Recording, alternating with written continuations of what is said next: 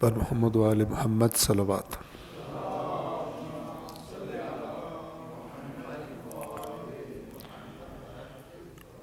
اعوذ باللہ من الشیطان الرجیم، بسم اللہ الرحمن الرحیم، الحمد للہ رب العالمین، والصلاة والسلام علی سید الانبیاء والمرسلین وعلی اہل بیتہ الطیبین الطاہرین وصحبہ المنتجبین۔ کل کے درس میں ہم نے آیات قرآن کے بیان میں سورۃ النساء آیت نمبر 18 تک تمام کیا تھا، اور احادیث محمد و آل محمد علیہم الصلاۃ والسلام کے بیان میں اصول کافی کتاب الایمان والکفر باب نمبر 37 کی حدیث نمبر 6 تک تمام کیا تھا۔ تو آج انشاءاللہ اس سلسلے کو آگے بڑھائیں گے اور آغاز چند آیات کی تلاوت سے کریں گے۔ صلوات پڑھیں محمد و آل محمد۔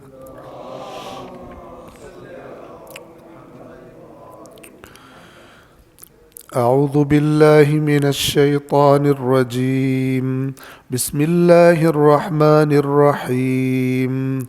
يا أيها الذين آمنوا لا يحل لكم أن ترثوا النساء كرها ولا تعضلوهن لتذهبوا ببعض ما آتيتموهن إلا أن يأتين بفاحشة مبينة وعاشروهن بالمعروف فإن كرهتموهن فعسى أن تكرهوا شيئا ويجعل الله فيه خيرا كثيرا وإن أردتم استبدال زوج مكان زوج وآتيتم إحداهن قنطارا فلا تأخذوا منه شيئا أتأخذونه بهتانا وإثما مبينا وكيف تأخذونه وقد أفضى بعضكم إلى بعض وأخذن منكم ميثاقا غليظا ولا تنكحوا ما نكح آباؤكم من النساء إلا ما قد سلف إنه كان فاحشة ومقتا وساء سبيلا حرمت عليكم أمهاتكم وبناتكم وأخواتكم وعماتكم وخالاتكم وبنات الأخ وبنات الأخت وأمهاتكم اللاتي أرضعنكم وأخواتكم من الرضاعة وأمهات نسائكم وربائبكم اللاتي في حجوركم من نسائكم اللاتي دخلتم بهن فإن لم تكونوا دخلتم بهن فلا جناح عليكم وحلائل أبنائكم الذين من أصلابكم وأن تجمعوا بين الأختين إلا ما قد سلف إن الله كان غفورا رحيما صدق الله العلي العظيم صل على محمد وآل محمد۔ سورۃ النساء کی آیت نمبر 19 سے ہم نے پڑھنا ہے۔ گزشتہ 2 آیات جو توبہ کے بارے میں تھی ان کے ترجمہ کو تکرار کر کے ہم آگے چلیں گے۔ آیت نمبر 17 میں فرمایا اللہ کے ذمے صرف ان لوگوں کی توبہ ہے، یعنی توبہ قبول کرنا، جو نادانی میں گناہ کا ارتکاب کر بیٹھتے ہیں پھر جلد ہی توبہ کر لیتے ہیں۔ اللہ ایسے لوگوں کی توبہ قبول کرتا ہے اور اللہ بڑا دانا حکمت والا ہے۔ 18 اور ایسے لوگوں کی توبہ نہیں، یعنی اللہ کے ذمے نہیں ہے، اللہ قبول نہیں کرتا، جو برے کاموں کا ارتکاب کرتے رہتے ہیں یہاں تک کہ ان میں سے کسی کی موت کا وقت آ پہنچتا ہے تو وہ کہہ اٹھتا ہے اب میں نے توبہ کی، یعنی ان کی توبہ قبول نہیں ہوتی، اور نہ ہی ان لوگوں کی توبہ قبول ہے جو مرتے دم تک کافر یعنی منکر رہتے ہیں، ایسے لوگوں کے لیے ہم نے دردناک عذاب تیار کر رکھا ہے۔ صلوات پڑھیں محمد والے۔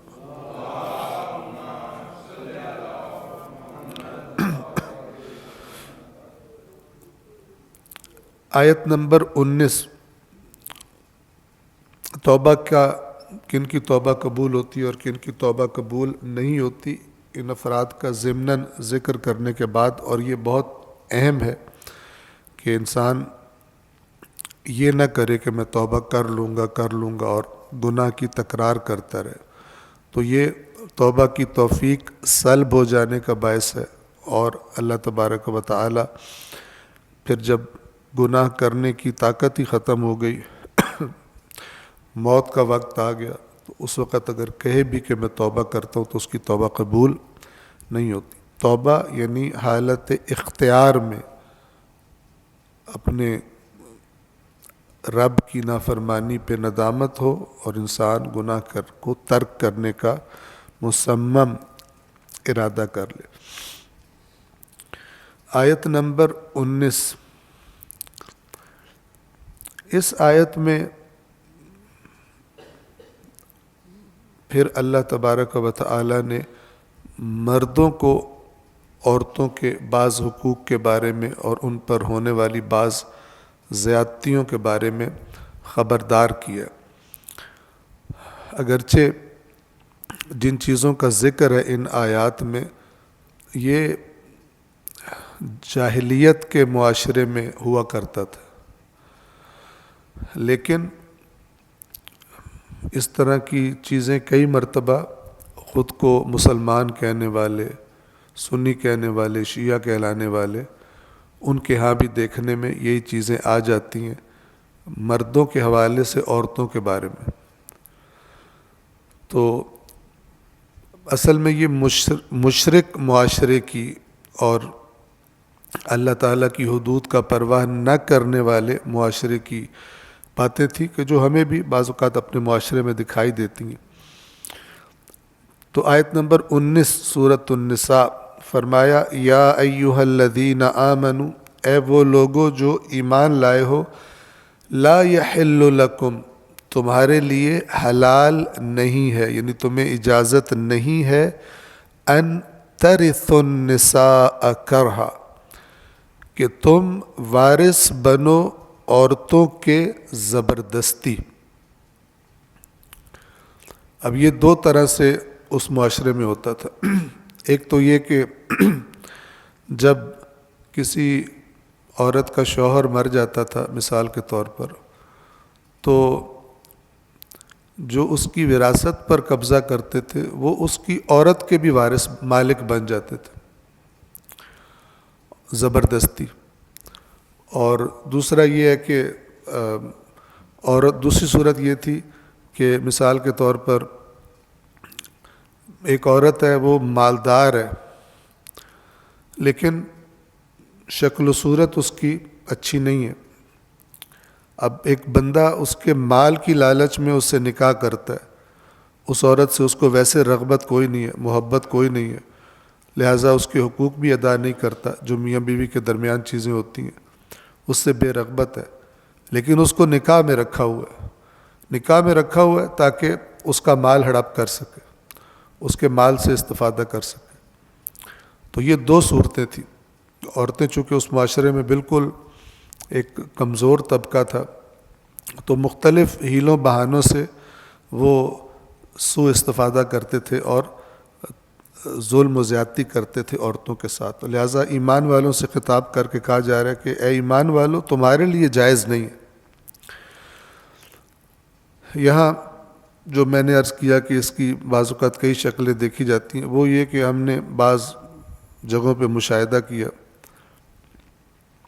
اب تو کم ہے لیکن کچھ عرصہ پہلے اور زیادہ تھا، کہ ایک خاندان ہے، اس میں ایک شخص کی اولاد ہے، اس میں بہنیں بھی ہیں اور بھائی بھی ہیں، تو اپنی بیٹیوں کی شادی نہیں کی، شادی نہیں کی تاکہ جائیداد دوسروں کی طرف نہ چلی جائے، اور انہوں نے مثلاً ساری عمر جو ہے وہ ایسے ہی گزار دی۔ اب یہ بیچاری اگر کسی گناہ کا شکار ہوتی، یہ جس قدر اذیت میں زندگی گزارے گی، تو وہ جو لوگ اس کا سبب بنے ہیں، وہ چاہے اپنے اوپر مومن کا عنوان لگائیں، چاہے کسی بھی مسلک اسلامی کا، چاہے حاجی صاحب ہوں، چاہے عمرے کر کر کے تھکے ہوں، چاہے زیارتیں کر کر کے تھکے ہوں۔ میں ان چیزوں کو مینشن اس لیے کرتا ہوں کہ ہمارے معاشرے کے بہت سارے بے ایمانوں نے اللہ کی نافرمانی بھی نہیں چھوڑنی ہوتی، اور پھر یہ چیزیں کر کے سمجھتے ہیں کہ ہم بہت ہی زبردست ہیں۔ یعنی جہاں پر اپنا مفاد دین سے ٹکرا رہا ہوتا ہے اور اپنا لالچ اللہ کی نافرمانی کا تقاضا کر رہا ہوتا ہے، وہاں پہ یہ بالکل اللہ کی پرواہ نہیں کرتے، اور بعد میں اسی حرام خوری سے چیریٹی کر دیتے ہیں، اسی حرام سے چیریٹی کرتے ہیں، اسی حرام سے حجیں کرتے ہیں، عمرے کرتے ہیں، زیارتیں کرتے ہیں۔ یہ دین کی بدنامی کا باعث ہے۔ اس طرح کے ظلم کا جن گھروں میں عورتیں شکار ہوتی ہیں، پھر وہ مغرب سے آواز آتی ہے جی عورت مارچ، ان کا بھی دل کرتا ہے کہ ادھر جائیں وہ، چونکہ ان کو اپنے حقوق ادھر نظر آ رہے ہوتے ہیں ان گندوں کی وجہ سے، جن کو اسلام صرف تبھی یاد آتا ہے کہ جب عورت سے اطاعت کروانی ہو، اور خود کیا حقوق ہیں اس کے ذمے ادھر اسلام یاد نہیں آتا۔ تو بعض اوقات خواتین کو مجبور کرتے ہیں، انہیں ان کے جائز حقوق نہیں دیتے جو اللہ نے دیا ہو، تو پھر ان کو دین سے بعض اوقات بیزار کر دیتے ہیں۔ وہ تو یہی دیکھ رہی ہے نا کہ یہ جب بھی مجھ سے کوئی کام لینا ہوتا ہے تو مجھے اسلام یاد کراتا ہے، اسلام میں یوں ہے تو اسلام میں یوں ہے، اور جب اس کے حقوق کی باری آتی ہے اس کو اسلام نہیں شیطان زیادہ یاد ہوتا ہے، اپنے فرائض یاد نہیں ہوتے۔ تو یہ اس معاشرے میں بھی ہے، اور انسان کے یاد رکھیے دیندار ہونے کا پتہ اصل میں یہاں پہ چلتا ہے جب انسان کا اپنا کوئی مفاد اللہ کے حکم سے ٹکرا رہا ہو، وہاں پتہ چلتا ہے دیندار۔ ورنہ وہ کام کہ جو ہمارے کسی مفاد سے ٹکرا رہے نہیں ہوتے، وہ ایسے لوگ بڑے بعض اوقات زیادہ کر رہے ہوتے ہیں، اور جہاں پہ مفاد ٹکراتا ہے وہاں پہ اللہ کی بات نہیں سنتے۔ ابھی آج جو حسن اتفاق ہے کہ آج جو احادیث میں بات آئے گی وہ بھی یہ حرام کاموں سے اجتناب کا جو باب ہم نے کل عرض کیا تھا کہ باب اجتناب المحارم، اللہ کے حرام کیے ہوئے کاموں سے اجتناب، وہاں پہ آپ دیکھیں ائمہ اہل بیت علیہم الصلاۃ والسلام نے کتنا کھول کے یہ بات بتائی ہوئی ہے۔ اے ایمان والو، لا یحل لکم، تمہارے لیے حلال نہیں ہے، ان ترثوا النساء کرہا، کہ تم زبردستی عورتوں کے وارث بنو، عورتوں کو وراثت بنا لو یا عورتوں کے مال کو ہڑپ کر لو۔ ولا تعدلوہن، اور انہیں روک کے نہ رکھو، زبردستی روک کے رکھنا، رغبت نہیں ہے، ویسے اس سے کوئی رغبت نہیں ہے لیکن مالدار ہے، اس کے پاس مال بہت ہے، لہذا اس کو نکاح میں ہی رکھنا ہے۔ وَلَا تَعْضُلُوهُنَّ، اور انہیں روک کے جیسے قیدی بنایا ہوتا ہے ایسے نہ رکھو، لِتَذْهَبُوا بِبَعْضِ مَا آتَيْتُمُوهُنَّ، تاکہ تم جو کچھ انہیں دے چکے ہو، ایک تو ہے نا کہ عورت کا مال ہڑپنا، اور یہ اب اگلی بات ہے کہ نکاح کیا ہے، اب اس کے ساتھ رہنا نہیں چاہتا کسی بھی وجہ سے، اس سے بے رغبت ہو گیا ہے، اس کو ایک بیوی کی طرح نہیں رکھنا چاہتا، اس کے حقوق ادا نہیں کرتا، لیکن پھر کہتا ہے کہ آج کی زبان میں کہوں وہ جو پلاٹ اس کے نام کرایا یہ بھی ساتھ ہی لے جائے گی، ٹھیک ہے، کیوں دوں اس کو میں، تو اس کو نہیں دیتا طلاق۔ جب کرنی تھی شادی تو فلان تھی تو اس وقت یہ بھی کرا دو یہ بھی کرا دو، آسمان سے ستارے بھی توڑ کے لا رہا تھا، اور اب جب طلاق دینی ہے تو نہیں دے رہا تاکہ واپس لے، اور انہیں روک کے نہ رکھو۔ کتنے لوگ ہیں جو یہ کام کرتے ہیں، آئے دن کوئی نہ کوئی کیس آ رہا ہوتا ہے ایسا کہ اتنے سال ہو گئے ہیں اس کو گھر بٹھائے ہوئے خاتون کو طلاق نہیں دے رہا، ذرا معاملے کی تحقیقات کی پتہ چلا جی اس کے نام دکان کرا دی تھی، اس کے نام یہ کرا دیا تھا، اب وہ واپس کرے گی تو طلاق لے گی، ہے مومن، ٹھیک ہے. تو یہ ایسے ہی مومن ہے جیسے میں کہا کرتا ہوں کہ رکشے کے اوپر F16 لکھ دو تو F16 تھوڑی بنتا ہے. تو یہ بھی ایسا ہی مومن ہے کہ جب اپنا مفاد اللہ کے حکم سے ٹکرائے وہاں پہ اپنی مرضی کرے، ویسے کہے میں مومن ہوں، اور خطیب بھی اسے کہیں کہ تیرے سے بڑا مومن تو ہے ہی کوئی نہیں، چونکہ تو واہ واہ زیادہ اونچی کرتا ہے. اور انہیں روک کے نہ رکھو تاکہ جو تم نے انہیں دے دیا ہے اس میں سے کچھ واپس لے سکو. اس نیت سے عورتوں کو روک کے نہ رکھو. ایک صورت ہے اِلَّا أَن يَأْتِينَ بِفَاحِشَةٍ مُبَيِّنَةٍ، سوائے اس کے کہ وہ کھلی بے حیائی کا ارتکاب کر دیں، نعوذ باللہ بدکاری کر دیں، زنا کر دیں، یا اس لیول کی کوئی بے حیائی کر دیں، تو پھر یہ استثناء ہے کہ پھر اس کو کہا تب طلاق بھی دوں گا اور یہ چیز بھی تمہیں نہیں دوں گا. چونکہ اس نے مطلب ایک بہت ہی بدترین قسم کی بے حیائی سے کام لیا جس کے بعد عورت کو ایک غیرت مند انسان رکھ ہی نہیں سکتا، جو اس کی ناموس کی حفاظت نہیں کرتی. تو اس صورت میں استثناء قرار دیا. اور پھر کلی طور پہ فرمایا وَعَاشِرُوهُنَّ بِالْمَعْرُوفِ، عاشرُوهُنَّ معاشرت یعنی رہن سہن جو انسان مل کے رہتے ہیں، عاشرُوهُنَّ بِالْمَعْرُوفِ، اور ان کے ساتھ اچھے طریقے سے، معروف طریقے سے. معروف اور منکر کا فرق آپ کو پتہ ہے. معروف یعنی اچھا بھلا طریقہ، اور جس طرح کی رویے کو اگر لوگ دیکھیں تو کہے یہ بڑا مطلب اچھا مناسب رویہ رکھتا ہے اپنی بیوی کے ساتھ، اپنی خاتون کے ساتھ.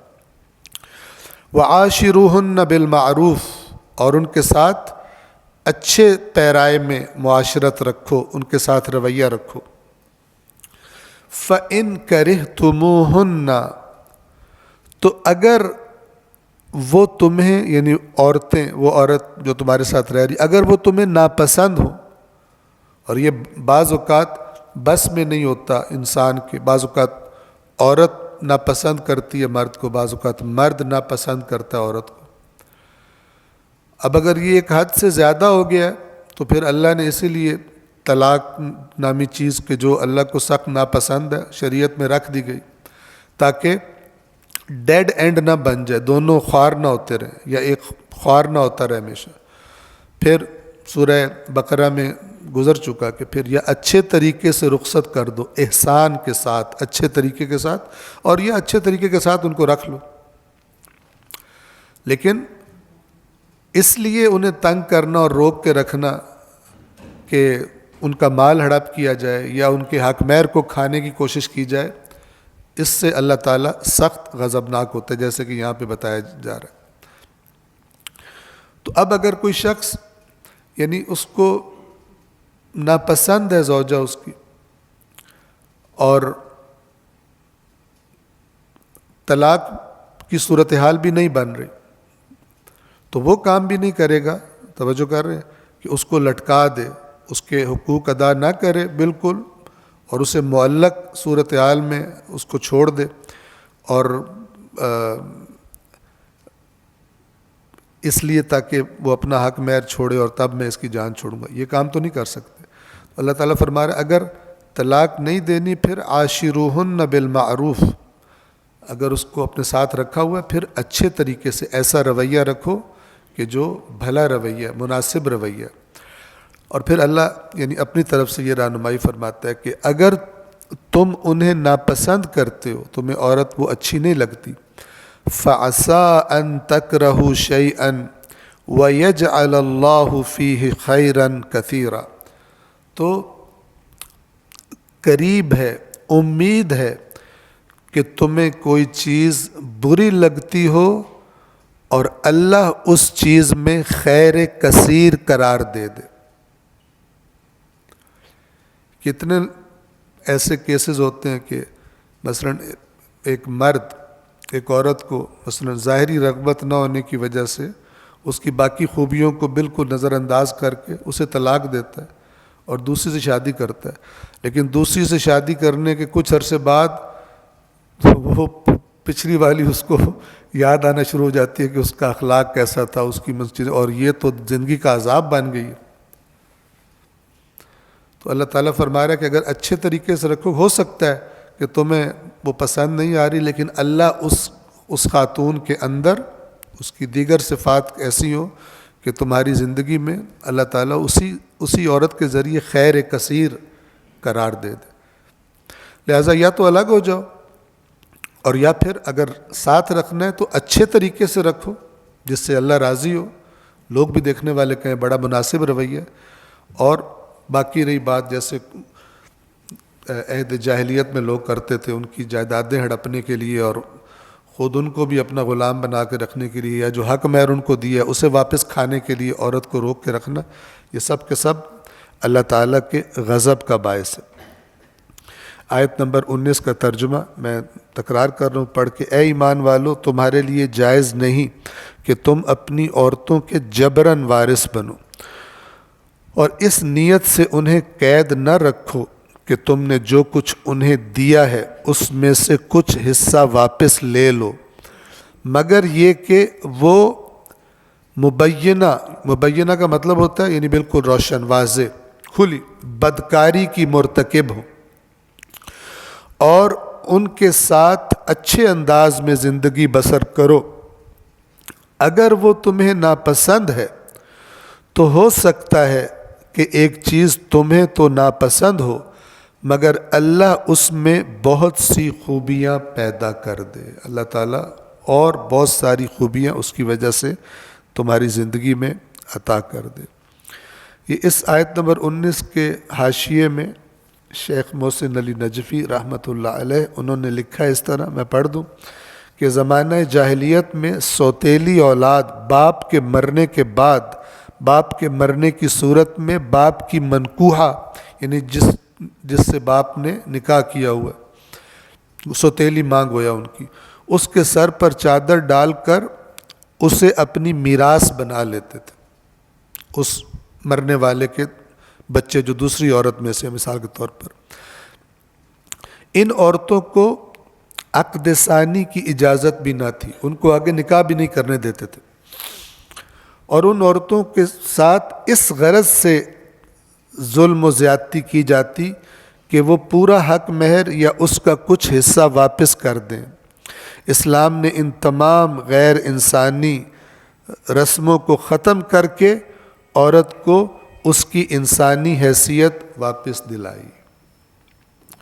آیت نمبر 20 وَإِنْ أَرَدْتُمْ، اور اگر تم ارادہ کر لو، یعنی صورتحال یہاں تک پہنچ جائے، کس چیز کا ارادہ؟ استبدال زوج مکان زوج، کہ ایک زوجہ کی جگہ تبدیل کر کے دوسری زوجہ، یعنی اگر معاملہ یہاں تک پہنچ گیا کہ اب علیحدہ ہونا ہے، الگ ہونا ہے، اور اس کی جگہ دوسری عورت سے تم نے نکاح کرنا ہے.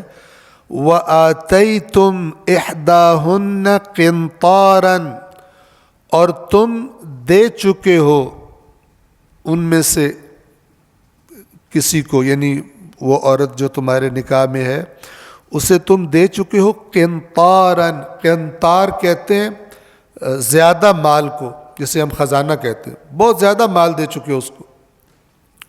فَلَا تَأْخُذُوا مِنْهُ شَيْئًا، تو اس دیے ہوئے مال میں سے کچھ بھی نہ لو اس سے. پہلے اس کو دے دیا، اب جب تمہارا دل ہے کہ تم اس سے علیحدگی اختیار کر لو اور نئی شادی کر لو، کسی اور عورت سے نکاح کر لو، تو اب جو تم نے اس کو چاہے جتنا مرضی مال دیا ہے، اللہ تعالیٰ فرما رہے فَلَا تَأْخُذُوا مِنْهُ شَيْئًا، کوئی چیز اس میں سے نہ لو. أَتَأْخُذُونَهُ بُهْتَانًا، کیا تم بہتان لگا کر وہ چیز واپس لوگے؟ اور ایسا لوگ کرتے ہیں بعض اوقات، ٹھیک ہے نا، جھوٹے الزام لگاتے ہیں ایک دوسرے پر، جو نہیں بھی گناہ کیے ہوتے وہ بھی اس کے کھاتے میں ڈال دیتے. ایک الزام جو بہت لگایا جاتا ہے اور کچھ نہ سمجھ آ رہا ہو تو کہتے ہیں جادو کرتی ہے میاں پہ. ٹھیک ہے نا, رکھیں ڈالی ہوئی ہیں اس نے, فلان ہے, کالا جادو کراتی, یہ کراتی, وہ کراتی ہے. پیچھے کیا ہوتا ہے, واپس لیں ان سے.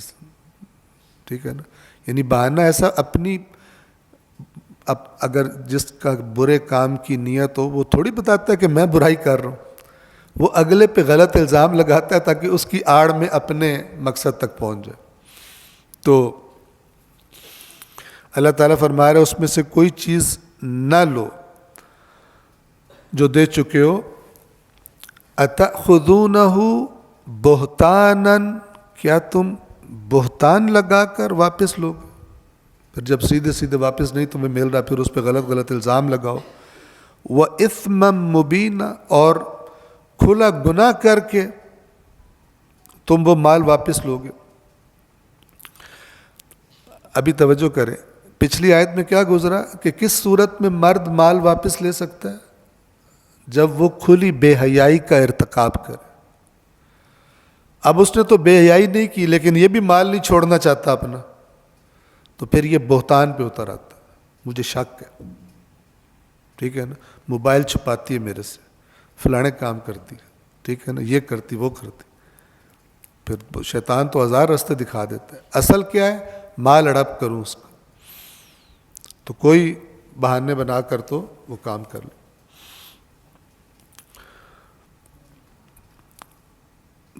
ترجمے کو تکرار کر رہا ہوں پڑھ کر. اور اگر تم لوگ ایک زوجہ کی جگہ دوسری زوجہ لینا چاہو اور ایک کو بہت سا مال بھی دے چکے ہو تو اس میں سے کچھ بھی واپس نہ لینا.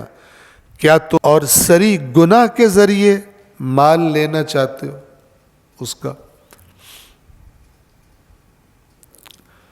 آیت نمبر 21, اسی وہی بات جاری ہے. وَكَيْفَ تَأْخُذُونَهُ, اور تم کیوں کر وہ مال لے سکتے ہو. یعنی یہاں پر مردوں کی جو جسے وہ ایک غیرت اور مردانگی کہا جاتا ہے اس کو ایڈریس کیا جا رہا ہے کہ تمہیں شرم نہیں آئے گی لیتے ہوئے, تمہارے اندر شرم نہیں ہے, غیرت نہیں ہے. وَكَيْفَ تَأْخُذُونَهُ, اور کیوں کر تم وہ مال لے سکتے ہو. وَقَدْ أَفْضَى بَعْضُكُمْ إِلَى بَعْضٍ, جب کہ تم ایک دوسرے کے ساتھ مباشرت کر چکے ہو, قریبی ترین تعلق قائم کر چکے ہو. تمہارے اور اس کے درمیان کوئی پردے نہیں رہ گئے. اس کے بعد تم پھر بے شرمی سے وہ لے لوگے, مال واپس لوگے. وَقَدْ أَفْضَى بَعْضُكُمْ إِلَى بَعْضٍ, جب کہ تم ایک دوسرے سے مباشرت کر چکے ہو. وَأَخَذْنَ مِنْكُمْ مِيثَاقًا غَلِيظًا, اور وہ یعنی عورتیں تم سے ایک بڑا گہرا میثاق لے چکی ہیں. یعنی جب تم نے نکاح کیا تھا اس نکاح کا مطلب کیا تھا کہ اب جب تک زندہ ہو مثلاً ایک دوسرے کے ساتھ ہی رہو گے. سب سے زیادہ جو پکا اور گہرا معاہدہ ہوتا ہے وہ یہ کہ زندگیاں ساتھ گزارنی. یہ سخت گہرا معاہدہ اور میثاق تم نے کیا, پھر تم ایک دوسرے کے قریبی حد تک قریب چلے گئے, اور اس کے بعد اب اگر مثلاً بعض وجوہات کی بنا پر تم الگ ہو رہے ہو تو اب تمہیں شرم نہیں آئے گی وہ لیتے ہوئے. تو دے چکے ہو, مرد ہونے کی وجہ سے تم نے دیا تھا اس کو, اب اسے واپس کھینچنے کے چکر میں. اور دیا ہوا مال تم کیسے واپس لے سکتے ہو جب کہ تم ایک دوسرے سے مباشرت کر چکے ہو اور وہ تم سے شدید عہد و قرار لے چکی ہیں عورتیں. ٹھیک ہے. آیت نمبر 22, ایک اور بری چیز جو عہد جاہلیت میں تھی وہ یہ کہ کچھ لوگ, البتہ سب نہیں, اس معاشرے میں بھی جو شرفاء تھے وہ یہ کام نہیں کرتے تھے, لیکن بعض لوگ ایسے تھے کہ اگر باپ مرا ہے تو اپنی سوتیلی ماں کو اپنے نکاح میں لے آتے تھے. تو اس کو اللہ تعالیٰ نے اس آیت کریمہ میں اس سے منع فرمایا اور حرام قرار دیا. وَلَا تَنْكِحُوا مَا نَكَحَ آبَاؤُكُمْ مِنَ النِّسَاءِ إِلَّا مَا قَدْ سَلَفَ، اور نکاح نہ کرو ان سے، ان عورتوں سے جن سے تمہارے آبا اب کی جمع یعنی باپ، اب یہاں باپ یا باپ کا باپ وہ پھر لائن اسی طرح اوپر جاتی ہے، ان سے ان عورتوں سے نکاح نہ کرو جن سے تمہارے باپ نکاح کر چکے ہیں، مگر جو کچھ ہو چکا سو ہو چکا۔ جاہلیت میں اگر کسی نے یہ حرکت کی ہے تو وہ ختم، لیکن اب کوئی ایسا نہیں کرے گا۔ اِنَّهُ كَانَ فَاحِشَةً وَمَقْتًا وَسَاءَ سَبِيلًا، 3 لفظ استعمال کیے۔ پہلا یہ یقیناً یہ بے حیائی ہے، باپ کی منکوحہ سے نکاح کرنا۔ وَمَقْتًا، مقت عربی زبان میں یہ لفظ شدید قبیح، ایسا کام جس کا ذکر بھی مناسب نہ ہو، اس کے لیے یہ لفظ استعمال کرتے، یہ مقت ہے۔ وَسَاءَ سَبِيلًا، اور یہ برا راستہ ہے۔ اور ان عورتوں سے نکاح نہ کرو جن سے تمہارے باپ نکاح کر چکے ہوں، مگر جو ہو چکا سو ہو چکا۔ یقیناً یہ ایک کھلی بے حیائی اور ناپسندیدہ عمل اور برا طریقہ ہے، برا راستہ ہے۔ اس کی وضاحت میں شیخ صاحب نے لکھا ہے کہ زمانہ جاہلیت میں کچھ لوگ سوتیلی ماؤں سے شادیاں کر لیا کرتے تھے، گو کہ یہ عمل اس وقت بھی لوگوں کی نظروں میں مبغوض تھا، یعنی لوگ اس زمانے میں بھی اس کو برا ہی سمجھتے تھے، لیکن بہرحال کچھ لوگ کرتے تھے تو اسے کہتے تھے نکاح المقت، یعنی گندا نکاح۔ نکاح تو ہے لیکن بہت ہی قبیح اور برا کام ہے۔ الا ما قد سلف سے مراد نزول حکم سے قبل کا حکم بیان فرمایا، یعنی اس سے پہلے جو اس قسم کی شادیاں ہو چکی ہیں ان سے درگزر کیا جاتا ہے۔ باپ کی منکوحہ سے شادی کرنا کسی صورت میں جائز نہیں ہے، خواہ باپ نے اس عورت سے مباشرت کی ہو یا نہ کی ہو، دونوں صورتوں میں۔ جس سے باپ نے نکاح کیا ہے اس عورت سے نکاح نہیں ہو سکتا، لہٰذا اگر باپ نے کسی عورت سے صرف عقد ہی کیا ہے اور مباشرت نہیں بھی کی تو بھی وہ عورت بیٹے پر ہمیشہ کے لیے حرام ہو جاتی ہے۔ اسی طرح اگر باپ نے کسی عورت سے نعوذ باللہ ناجائز تعلق قائم کیا ہو اور حرام طور پر مقاربت کی ہو تو وہ عورت بھی اس کے بیٹے پر ہمیشہ کے لیے حرام ہو جاتی ہے۔ آیت نمبر 23 کے جو چوتھے قرآن کریم کے جز کی آخری آیت ہے، اور ہم آج کی آیات کا بیان اسی آیت پر تمام کریں گے، چوتھا جز تمام ہو جائے گا۔ اس آیت کریمہ میں ان عورتوں کا ذکر ہے جو ایک مرد کے لیے حرام ہوتی، یعنی جن سے وہ نکاح نہیں کر سکتا۔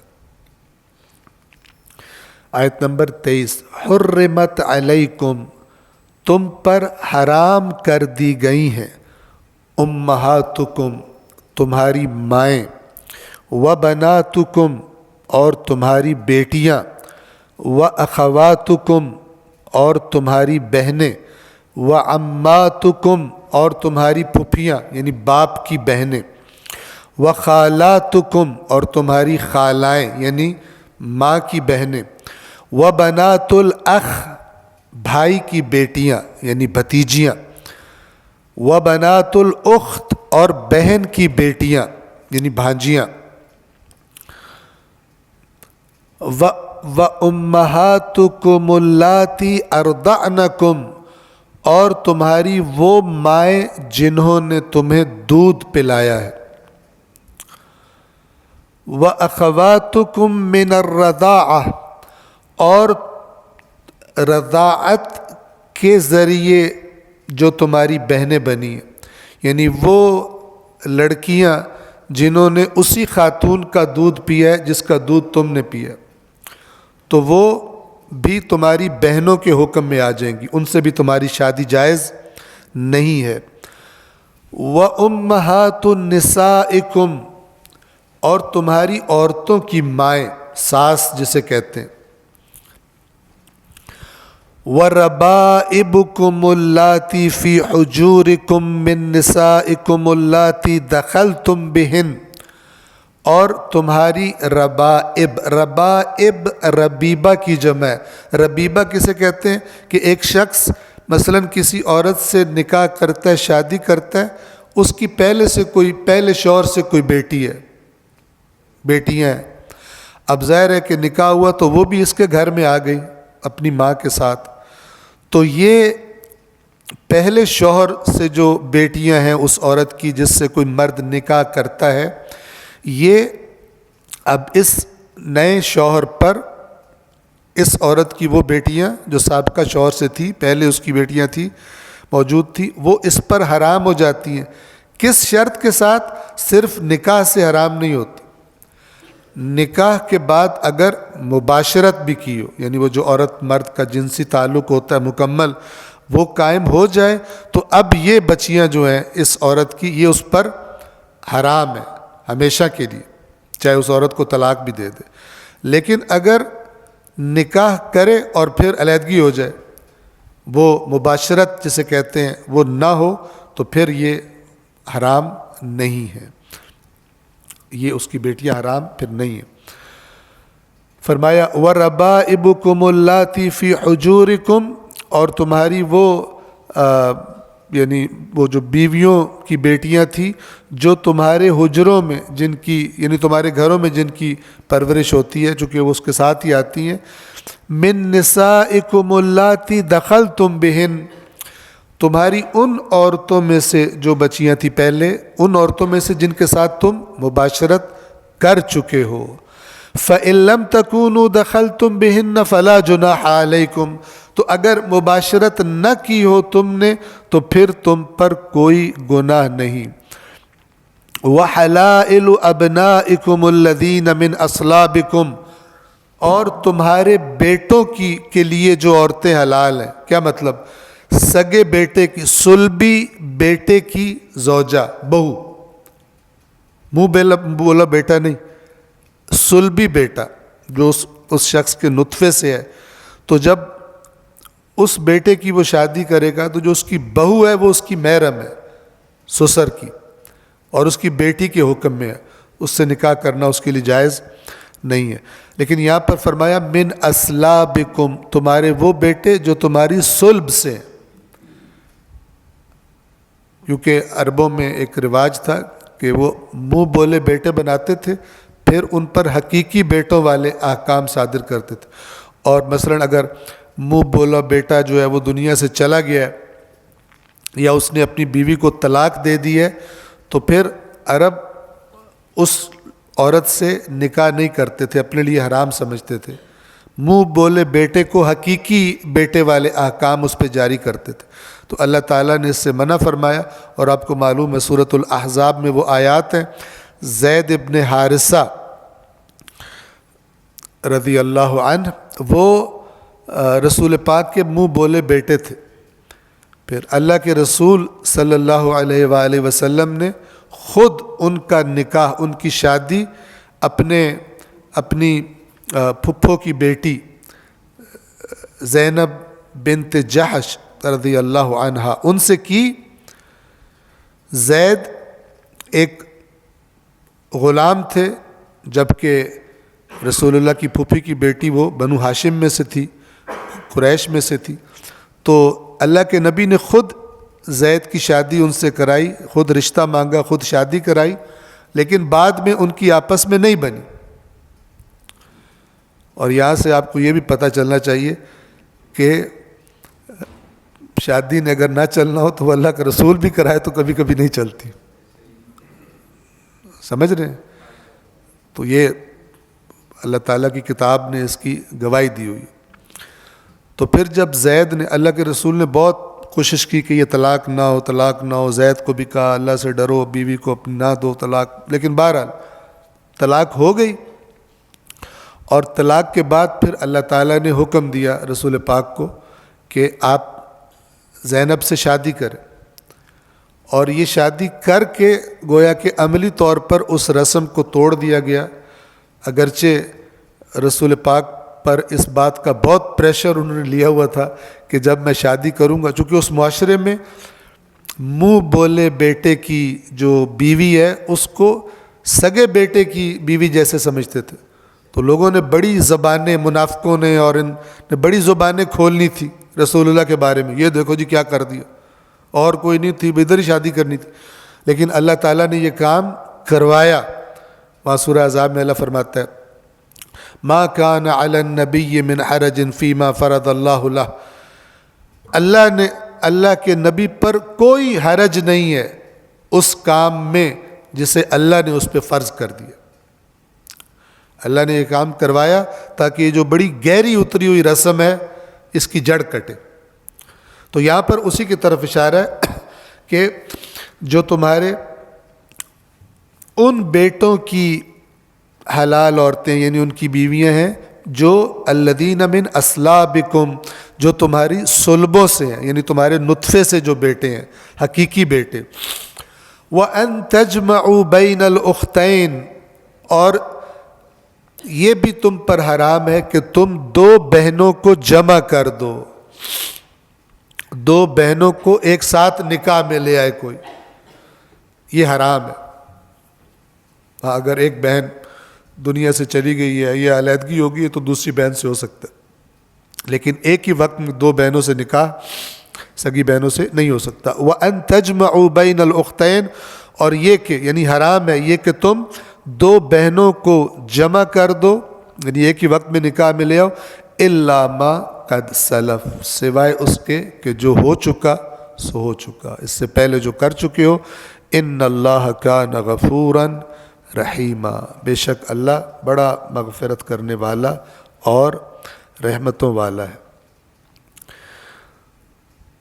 تم پر حرام کر دی گئی ہیں تمہاری مائیں، تمہاری بیٹیاں، تمہاری بہنیں، تمہاری پھوپھیاں، تمہاری خالائیں، تمہاری بھتیجیاں، تمہاری بھانجیاں، تمہاری وہ مائیں جو تمہیں دودھ پلا چکی ہوں، اور تمہاری دودھ شریک بہنیں، تمہاری بیویوں کی مائیں، اور جن بیویوں سے تم مقاربت کر چکے ہو ان کی وہ بیٹیاں جو تمہاری پرورش میں رہی ہوں.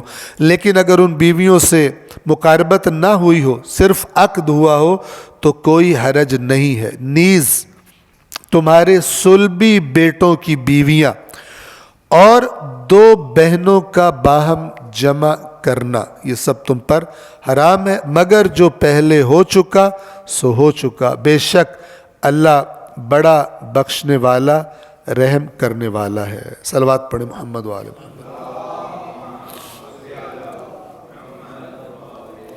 تو یہ سورۃ النساء کی آیت نمبر 23، اور ہم نے عرض کیا کہ یہ قرآن کریم کے چوتھے جز کی بھی آخری آیت ہے. تو الحمدللہ چوتھا جز تمام ہوا. یہاں سے ہم احادیث محمد و آل محمد کی طرف چلتے ہیں. اصول کافی کتاب الایمان والکفر باب نمبر 38 ہم جتنا پڑھنا تھا حدیث نمبر 6 تک تمام کر چکے تھے. آج ہم باب نمبر 29 پڑھیں گے، انتہائی اہم اور قابل توجہ. باب اجتناب المحارم، محارم سے اجتناب کا باب. محارم یعنی وہ کام، وہ چیزیں جو اللہ تعالیٰ نے حرام قرار دی ہیں. صلوات پڑھیے محمد و آل محمد.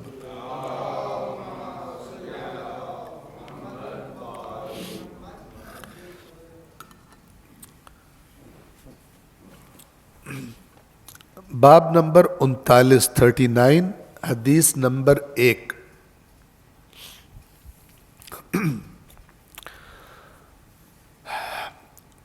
ان داود ابن کثیر الرقی، یہ نام ہے راوی کا. عن ابی عبداللہ علیہ السلام فی قول اللہ عز وجل وَلِمَنْ خَافَ مَقَامَ رَبِّهِ جنتان، سورۃ الرحمن آیت نمبر 46 کے بارے میں.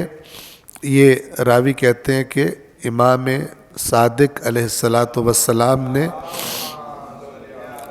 یوں فرمایا. آیت کیا ہے؟ وَلِمَنْ خَافَ مَقَامَ رَبِّهِ، اور اس شخص کے لیے جو ڈرا، خاف خوف سے، جو ڈرا، کس سے ڈرا؟ مقام ربہ، اپنے رب کے مقام سے ڈرتا رہا، اس کے لیے جنتان، سورہ رحمان کی آیت نمبر 46، اس کے لیے 2 جنتیں ہیں۔ جنت اصل میں باغ، گھنے باغ کو کہتے ہیں۔ قال، امام نے فرمایا اس روایت کے مطابق اس آیت کے بارے میں، یعنی اس کی وضاحت میں، اس کی تفسیر میں امام نے فرمایا من علم، جس شخص نے جان لیا، جس شخص کو علم ہو گیا، ان اللہ عز وجل یراہ، یہ کہ اللہ اسے دیکھ رہا ہے۔ اب یہ دیکھے جانے کا احساس اگر ہم اس کی مثال دیں تو بعض اوقات اسکول میں مثال کے طور پر ایک بچہ شرارت کرنے لگتا ہے تو دوسرا اس کو یوں کرتا ہے، مثلا تھوڑا سا یوں کرتا ہے، وہ اشارہ ہوتا ہے کہ ٹیچر دیکھ رہا ہے، وہ بھی سمجھ جاتا ہے۔ تو جیسے اس کو یہ اس طرح متوجہ ہوتا ہے کہ سر یا مثلا میڈم دیکھ رہی ہیں، وہ نیک بن جاتا ہے، وہ حرکت نہیں کرتا۔ تو اگر نہ پتہ چلتا کہ وہ دیکھ رہا ہے تو جو اس کا دل میں آتا، تو یہ جو کسی ایسی ہستی کی طرف سے دیکھے جانے کا احساس جو سزا دے سکتی ہے یا نقصان ہو سکتا ہے، تو یہ بندے کو برے کام سے مثلا روک لیتا ہے۔ البتہ بعض بچے ہائی لیول کے ہوتے ہیں، وہ یوں کرتا دیکھتے تو دیکھتے رہے، میں کیا کروں، ٹھیک ہے نا، ایسے بھی ہوتے ہیں۔ تو یہ ان کا لیول، ایسے لوگ بھی ہوتے ہیں۔ لہٰذا وہ آپ جملہ اللہ کا خوف کوئی نہیں، مرنا کوئی نہیں تو نے، ٹھیک ہے نا، ایسے ان کو کہا جاتا ہے، جو ہوگا دیکھا جائے گا۔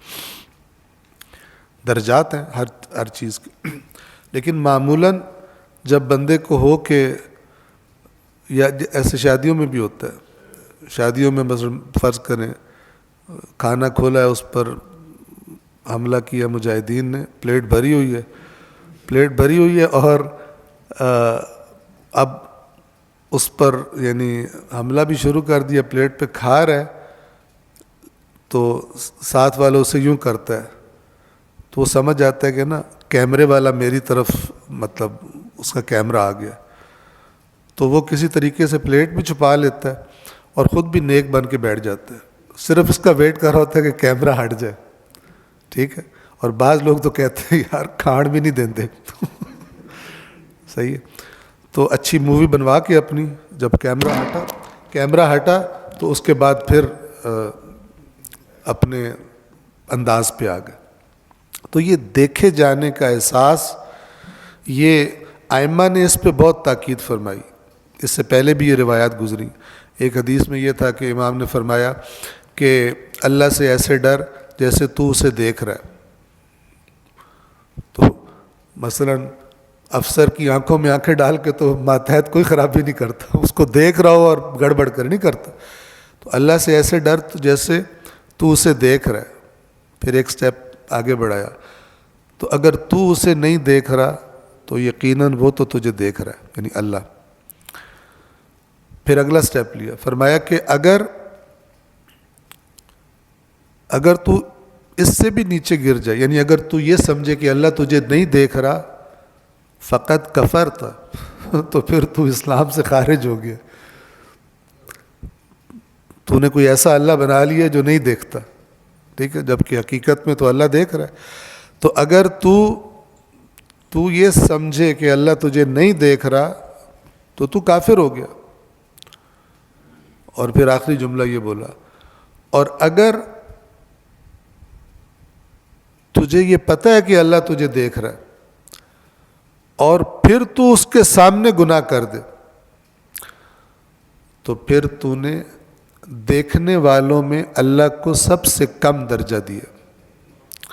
چونکہ انسان عام انسانوں کے سامنے بھی بعض کام نہیں کرتا کہ یار یہ دیکھ لے گا تو میری کیا عزت رہ جائے گی۔ عام انسانوں سے بھی بندہ ان کو بھی تھوڑا مقام دیتا ہے اس اعتبار سے۔ تو امام فرماتے ہیں کہ تم اگر پھر یہ سمجھ کر بھی کہ اللہ دیکھ رہا ہے پھر بھی کر رہے ہو، اس کا مطلب ہے تم نے اللہ کو دیکھنے والوں میں سب سے کم درجہ دیا. یعنی بچے کے سامنے بھی نہیں تم وہ کام کرنا چاہتے جو اللہ کے سامنے مثلاً کر رہے ہو، تو اس کا مطلب ہے کہ اللہ تعالیٰ کی طرف سے تمہیں کوئی پرواہ کوئی نہیں. سب سے کم اہمیت اللہ کی ہے. من علم، جس شخص نے، اب امام وَلِمَنْ خَافَ مَقَامَ رَبِّهِ جنتان اس کی وضاحت فرما رہے ہیں. جس شخص نے یہ جان لیا کہ اللہ اسے دیکھ رہا ہے، وَيَسْمَعُ مَا يَقُولُهُ، اور جو کچھ وہ بولتا ہے اللہ اسے سن رہا ہے، وَيَفْعَلُهُ مِنْ خَيْرٍ أَوْ شَرٍ، یا جو کچھ بھی وہ کرتا ہے اللہ تبارک و تعالیٰ دیکھ رہا ہے، چاہے اچھائی کرتا ہے چاہے برائی، یعنی سب اللہ کے سامنے ہے. جس کو یہ پتہ چل گیا، اور اس صرف پتہ چلنا کافی نہیں ہے، اور یہ ایک دھوکہ ہے جو بعض اوقات آدھی بات بتا کے دے دیا جاتا ہے. جس نے مثلا قرآن مجید کو دیکھا اس کا بھی ثواب ہے، بالکل ہے، کوئی شک ہی نہیں. لیکن اس کا مطلب کیا ہے؟ اس کا مطلب ہے کہ بس یہیں پہ رک جانا ہے، بس دیکھ دیکھ کے ثواب لینا ہے. جس کو دیکھ رہا ہے اس کی خلاف ورزی کر رہا ہو. وہ ہم مثال دیتے ہیں کہ بندہ جناب، ایسے خود ساختہ مثال ہے کہ کوئی بندہ ہو کوفہ میں، ہر وقت مولا علی علیہ السلام کے چہرے کو دیکھتا ہی رہے. ایک دن مولا پوچھے بھائی خیر تو ہے، ہر وقت تیری نظریں میرے چہرے پہ ہوتی ہیں. کہ مولا آپ کو دیکھنا تو عبادت ہے، میں تو اللہ کے نبی کے فرمان پہ عمل کروں. تو پھر مولا اس سے کہیں ٹھیک ہے دیکھا کرو. پھر کچھ دنوں بعد مولا مسجد میں آئے، آ کے خطبہ دیں، جہاد کے لیے ترغیب دیں، آیات کی تلاوت کریں، رسول پاک کے فرامین سنائیں، اور کہیں کہ سب تیاری کرو، ہم جنگ درپیش ہے، ہم نے جانا ہے. اور وہ بندہ مولا سے کہے کہ مولا پھر کتنے دنوں بعد آپ واپس آئیں گے؟ میری تو آنکھیں ترس جائیں گی آپ کو ڈھونڈتے ڈھونڈتے، میں تم کوفے کے باہر نظریں بچھا کے بیٹھوں گا. تو مولا اس سے کہیں کیوں، بیمار ہو؟ نہیں جی ٹھیک ہو. کوئی عذر ہے جہاد پہ نہ جانے کا؟ جی کوئی عذر نہیں ہے. پھر کیوں نہیں جاتے؟ مولا ڈر لگتا ہے. اب مجھے بتائیں دیکھنے کا ثواب ملے گا اس کو؟ جو جا سکتا ہے، کوئی عذر نہیں ہے اور مولا کی بات نہیں مان رہا. تو یہ جو تھا نا کہ علی کے چہرے کو دیکھنا عبادت، اس کا مطلب کیا تھا کہ مرکز یہ ہے، وہاں دیکھتے رہو تاکہ وہاں سے جو حکم ملے پھر وہ ماننا ہے، نہ یہ کہ دیکھ کے ثواب لیتے رہو، جو وہ حکم وہاں سے ملے کوئی بہانہ بنا دو. تو یہ جو مکمل تصویر کو کاٹ کے آدھی دکھا کر خوش کر دینا، یہ غلط ہے. قرآن کو دیکھنا ثواب ہے، قرآن مجید کو تلاوت کرنا ثواب ہے، یہ سب بالکل ثواب ہے. لیکن کب؟ جب اس پر جس لیے یہ آیا ہے اس کا بھی ارادہ ہو، یہ کام کرنے یہ کام نہیں کرنا. سارے ثواب لے رہے، جو اصلی کام ہے اتنا سیاڑا ادھر نہیں جاتا، ادھر نہیں جاتا. کہتا ہے یہاں پہ بریک، آگے ڈینجر زون ہے، آگے ذمہ داریاں لینی پڑیں گی، آگے جناب جان و مال خطرہ بھی پڑ سکتا ہے.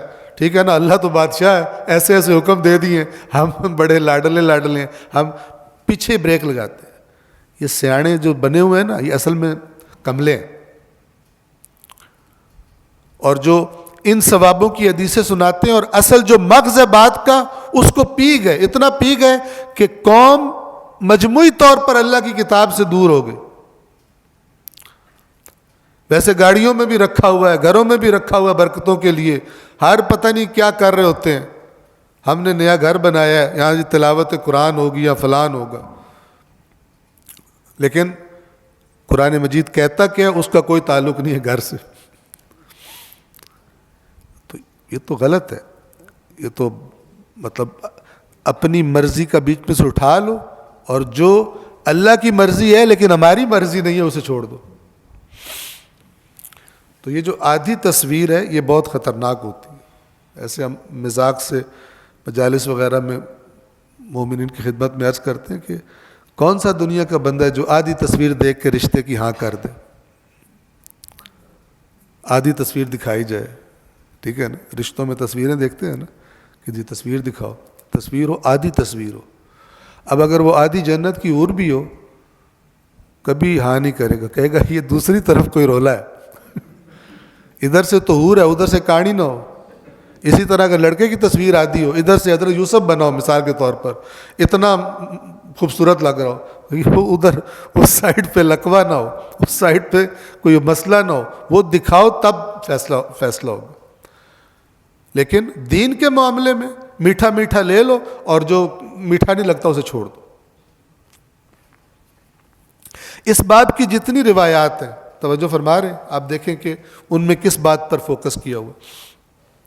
جس شخص نے یہ جان لیا کہ اللہ اس کو دیکھ رہا ہے اور جو وہ بولتا ہے اور جو وہ کرتا ہے اچھائی یا برائی اللہ اسے سن رہا ہے، اور اس علم نے فَيَحْجُزُهُ ذَلِكَ عَنِ الْقَبِيحِ مِنَ الْأَعْمَالِ، اور پھر یہ علم اسے برے اعمال سے روک دے.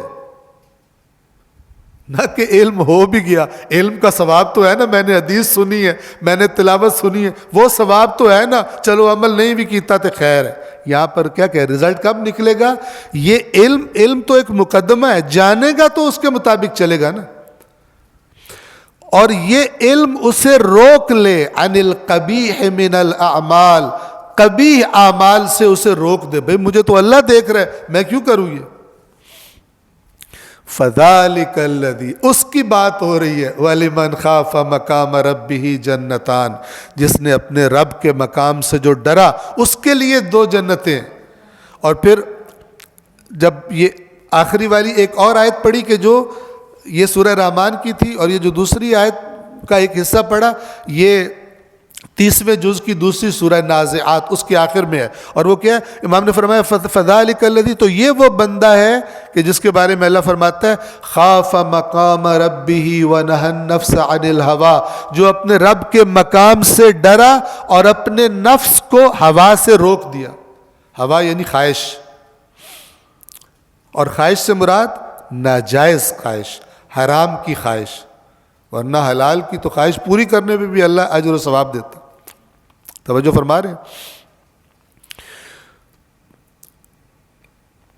فَذَلِكَ الَّذِي خَافَ مَقَامَ رَبِّهِ وَنَهَى النَّفْسَ عَنِ الْهَوَىٰ. اصل میں جو امام نے پیچھے جملہ بولے نا کہ جس کو یہ پتہ چل گیا اور پھر اس علم نے اسے روک دیا، وہ اسی آیت کی وجہ سے بول رہا ہے کہ جو اپنے رب کے مقام سے ڈرا، اور جب ڈرا تو کیا کیا اس نے؟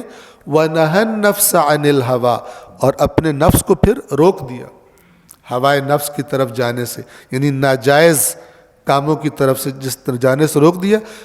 اگر آپ یہاں روایت میں نہیں ہے لیکن اگلی آیت یہ فَإِنَّ الْجَنَّةَ هِيَ الْمَأْوَىٰ، تو یقیناً جنت ہی اس کا ٹھکانہ ہے جس کے اندر یہ صفت پائی جاتی ہے. صلوات پڑھیں محمد وآلہ.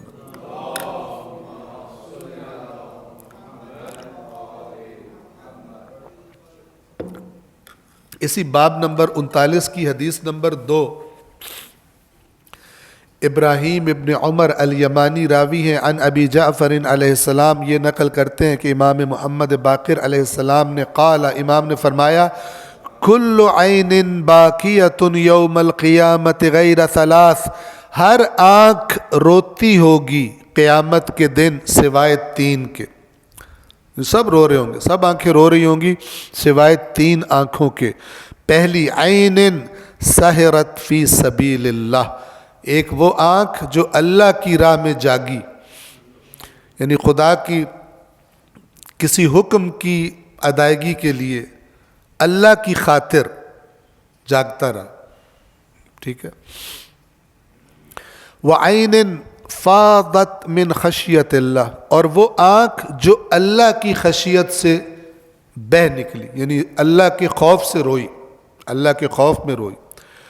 وعین، اور تیسری وہ آنکھ غضت عن محارم اللہ، جو حرام کاموں سے جھک جایا کرتی تھی، یعنی حرام کی طرف جب دیکھتی تھی کہ یہ حرام ہے اس کی طرف سے ہٹ جاتی تھی. یہ آنکھیں نہیں روئیں گی قیامت کے دن.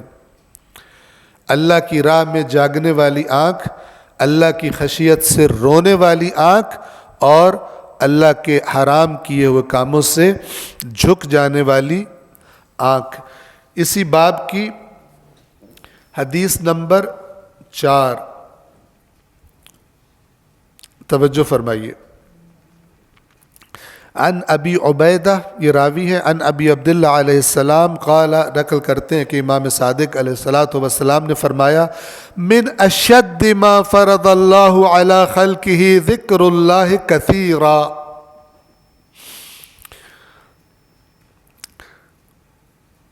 وہ سخت ترین چیز، وہ شدید ترین چیز جو فرض کی ہے اللہ نے اپنی خلق پر، اپنی مخلوق پر، وہ سخت ترین چیز کیا ہے؟ ذکر اللہ کثیراً، کثرت سے اللہ کا ذکر کرنا. یہ مشکل ہے. ہر وقت تسبیح ہاتھ میں پکڑو، تسبیح نہ بھی ہاتھ میں پکڑو، سبحان اللہ، الحمدللہ، لا الہ الا اللہ، یا حفیظ ہو یا علیم. مشکل ہے یہ جی، کوئی مشکل نہیں. امام فرما رہے ہیں کہ جو سخت ترین چیز اللہ نے اپنے بندوں پہ فرض کی ہے وہ کثرت سے اللہ کا ذکر ہے. اب اس حدیث میں آپ کو ذکر کا جو حقیقی معنی ہے وہ بھی واضح ہو جائے گا. ہم اردو میں کہتے ہیں، آپ دوستوں کے ساتھ کہیں جا رہے ہیں، بڑا تیار شیار ہو کے گھر سے نکلے، اچانک آپ نے کہا اوہ یار واپس جانا پڑے گا، او یار خیر تو ہے، لیٹ ہو رہے ہیں، او یار نہیں جا سکتا، کہہ رہا ہوں نا. کیا ہو گیا؟ کچھ یاد. اس یاد کو کہتے ہیں ذکر. یاد کیا چیز آئی؟ والیٹ گھر میں ہی رہ گیا. البتہ جو نیک والے دوست ہوتے ہیں، دوسرے تو جان کے بھی چھوڑ آتے ہیں کہ وہاں جا کے ہوگا یار سوری والیٹ میں گھر بھول آیا. ٹھیک ہے، والیٹ گھر بھول آیا، سن کے دوسرے بھی ٹھنڈے ہو جاتے ہیں. ٹھیک ہے چلو واپس چلتے ہیں، یار یاد رکھا کرنا تو فلان کیا کر. اسے کہ اصل میں ذکر یہ ہے، یعنی جب کوئی چیز یاد آئی پھر اس نے کچھ افیکٹ ڈالا، جس طرف جا رہے تھے ادھر جانے سے رک گئے. ٹھیک ہے نا؟ جیسے آپ گاڑی میں جا رہے ہو ٹھیک ہے، اور باتیں ہو رہی ہیں کہ پہاڑ کتنے خوبصورت ہیں، کتنی زبردست گرینری ہے، کتنے چشمے ہیں، فلان ہیں، باتیں ہو رہی ہیں نا، یہ چیزوں کا ذکر ہو رہا ہے. لیکن اب یہ ساری باتوں میں ایک دوست نے کہا یار ہم تو غلط سائڈ پہ آ گئے. اب یہ والا جو ذکر ہے نا، تو بریک، پہلے ساری کسی بات نے بریک پہ پاؤں نہیں رکھوایا، لیکن جیسے یہ ہوگا نا، بریک پہ ایکسلریٹر سے پاؤں ہٹائے گا بریک پہ، اب یار کتنا آگے آ گئے، کتنا یہ ہو گیا، کتنا وہ ہو گیا، پوچھو یار کہیں سے، مارے گئے، اتنا ٹائم ویسٹ ہو گیا. ذکر اپنا نتیجہ رکھتا ہے.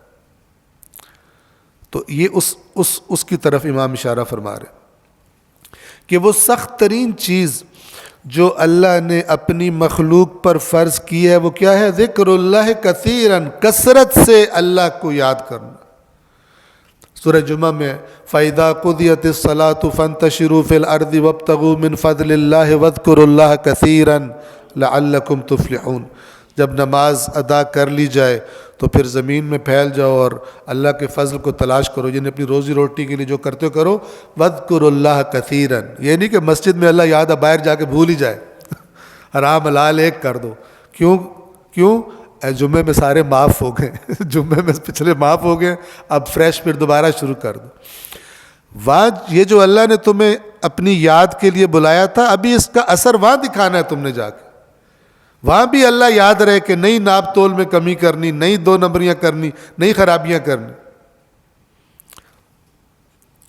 بہت ساری چیزوں کی سیٹنگز ہی چینج کر دی.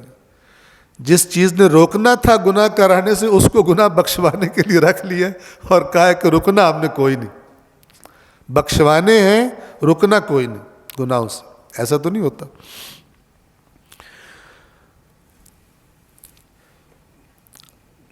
ثم قال، پھر امام نے فرمایا لا اعنی، میری مراد نہیں ہے. کیا مراد نہیں ہے؟ لا اعنی سبحان اللہ والحمد للہ ولا الہ الا اللہ واللہ اکبر وان کان منہ. فرمایا یہ جو میں کہہ رہا ہوں کہ وہ سب سے سخت چیز جو اللہ نے اپنی مخلوق پہ فرض کی ہے وہ کثرت سے اللہ کا ذکر کرنا ہے. میری مراد یہ نہیں ہے سبحان اللہ والحمد للہ ولا الہ الا اللہ واللہ اکبر, یہ میری مراد نہیں ہے. وَإِن كَانَ مِنْهُ, اگرچہ یہ بھی ذکر ہی ہے لیکن یہ میری مراد ابھی نہیں ہے. یہ کون سا سخت ہے, یہ کون سا سخت ہے؟ ہم نے بچپن میں ایک بندے کو وہ علاقہ غیر جو ہے ادھر چرس بیچتے دیکھا اور ہاتھ میں تسبیح بھی تھی اس کے, ساتھ ساتھ وہ تسبیح بھی نکال رہا تھا اور سامنے چرس لے کے بیٹھا ہوا تھا, بیچ رہا تھا. تو ہونے کو تو کچھ بھی ہو سکتا ہے, چیزوں کی کمبینیشن کی جا سکتی ہے. ولیکن, بلکہ میری مراد یہ ہے جو سخت ترین چیز ہے, ولیکن ذکر اللہ عند ما احل وحرم, اللہ کے حلال اور حرام کے بارے میں اللہ کو یاد کرنا. کیسے؟ فَإِن كَانَ طَاعَةً عَمِلَ بِهَا, اگر وہ جو سامنے مورد ہے وہ اللہ کی اطاعت ہے کر لے. وَإِن كَانَ مَعْصِيَةً تَرَكَهَا, اور اگر وہ جو سامنے آئی ہے بڑا دل کر رہا ہے کہ کر لو, وارے نیارے ہو گئے, اللہ کو یاد کر کے ترک کر دے. یہ سخت ہے. تسبیح پڑھنا کون سا سخت ہے؟ ٹھیک ہے, بندہ کبھی بھی پڑھ سکتا ہے. منشیات بیچنے کے دوران بھی تسبیح پڑھ سکتا ہے, نو پرابلم. لیکن اصل ذکر کیا ہے؟ بیچنا چھوڑ دے, بیچنا چھوڑ دے.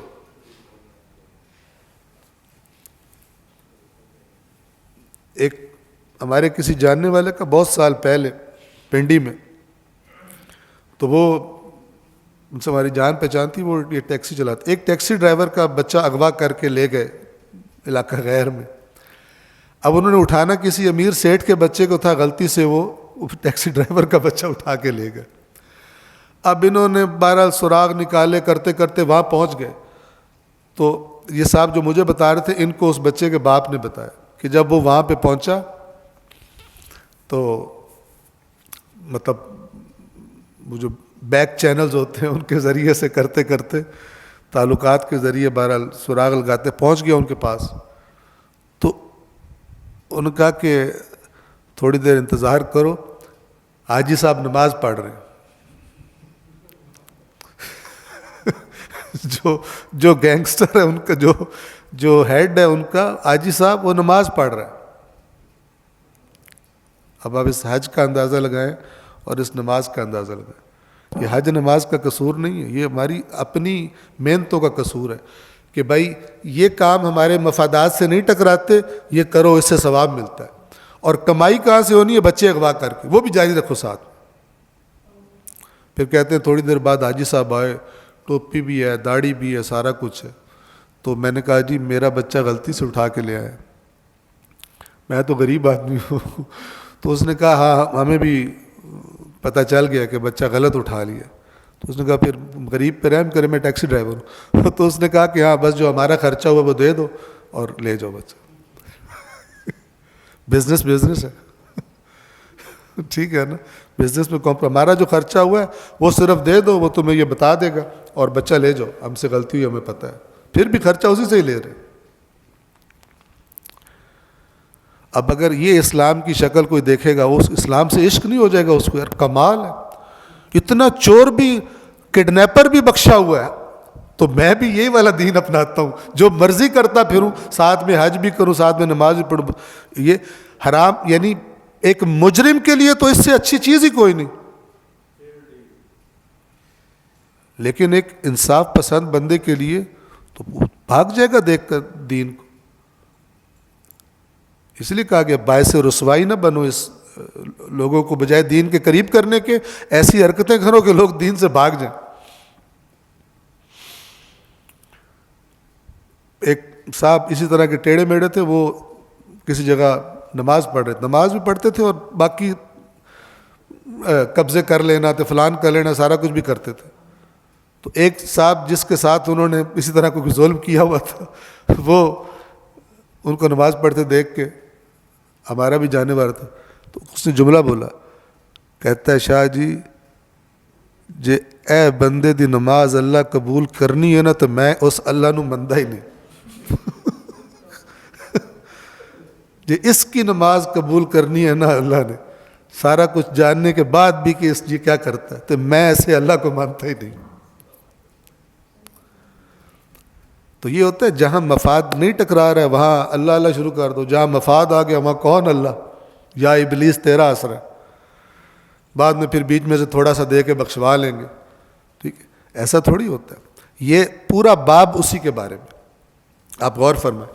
وَلَٰكِنْ ذِكْرَ اللَّهِ عِنْدَمَا أَحَلَّ وَحَرَّمَ, لیکن اللہ کو مراد اللہ کو یاد کرنا ہے حلال اور حرام جو اس نے کیے ہیں اس وقت. فَإِنْ كَانَ طَاعَةً عَمِلَ بِهَا, تو اگر وہ اللہ کی اطاعت ہو تو اس پہ عمل کر لے. وَإِنْ كَانَ مَعْصِيَةً تَرَكَهَا, اور اگر وہ معصیت والا کام ہو تو اسے چھوڑ دے. یہ اللہ کی یاد, اس وقت یاد ہی نہ آئے ویسے تسبیحیں پڑھتا رہے. خوب, آج کے لیے آخری حدیث باب نمبر 39 کی حدیث نمبر 5. ایک صلوات پڑھیں محمد و آل محمد.